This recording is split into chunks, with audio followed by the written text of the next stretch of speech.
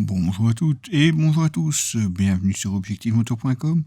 On est ici mois d'octobre déjà, sur un des derniers essais moto en tout cas de cette saison, mais nous avons encore de l'équipement à vous montrer. C'est d'ailleurs le cas avec le blouson que je porte ici pour cet essai. Il nous vient de chez Pando Moto, et oui, Pando Moto ne fait pas que des jeans. Il propose aussi plusieurs vestes et d'autres équipements, enfin vêtements en tout cas. Et dans les vestes, eh bien, ils nous ont envoyé celui-ci qui est le Falcon Leather Jacket. Et je devrais même dire Aviator Jacket. Bon, ça c'est plus pour le look. En tout cas, je trouvais qu'il fonctionnait assez bien avec cette moto, puisqu'ici on est au guidon d'une Royal Enfield Himalayan 450. Et oui, on a réussi à mettre la main dessus.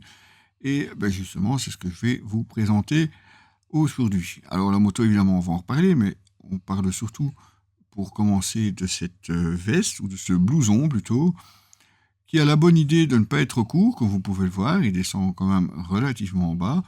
Il adopte donc un look style aviateur, avec en bout de manche des grandes parties en stretch. On retrouve également la même chose sur le bas de la veste et une poche sur la manche gauche, comme vous pouvez le voir, deux poches classiques sur l'avant, et puis comme vous pouvez le voir, en tout cas ici de loin, c'est vraiment très très souple pour un cuir.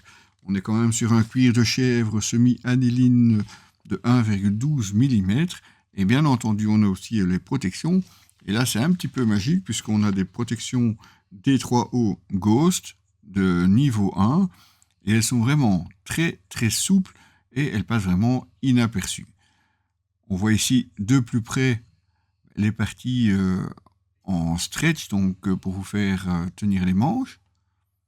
La même chose sur le bas de la veste. Bonne nouvelle, ça ne bouge pas. Une petite astuce est bien trouvée de chez Pando Moto. Regardez le zip.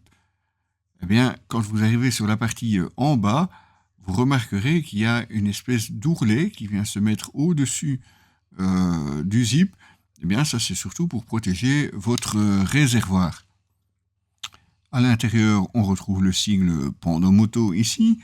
On a droit à une poche portefeuille, mais qui n'est pas très très grande.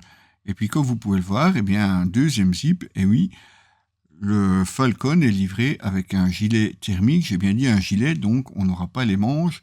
Mais le cuir, je dois avouer, protège très très bien et coupe évidemment le vent et le froid. Avantage forcément de ce petit ourlet, protéger votre réservoir.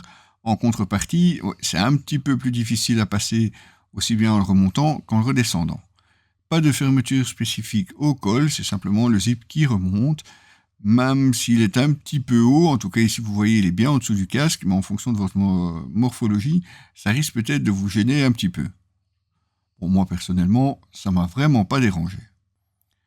Il faut par contre savoir que la dorsale n'est pas fournie avec, vous devrez vous en acheter une vous-même, elle est proposée à 45 € par Pando Moto. C'est toujours dommage, on ne peut rien y faire, c'est de plus en plus la mode dans les vestes.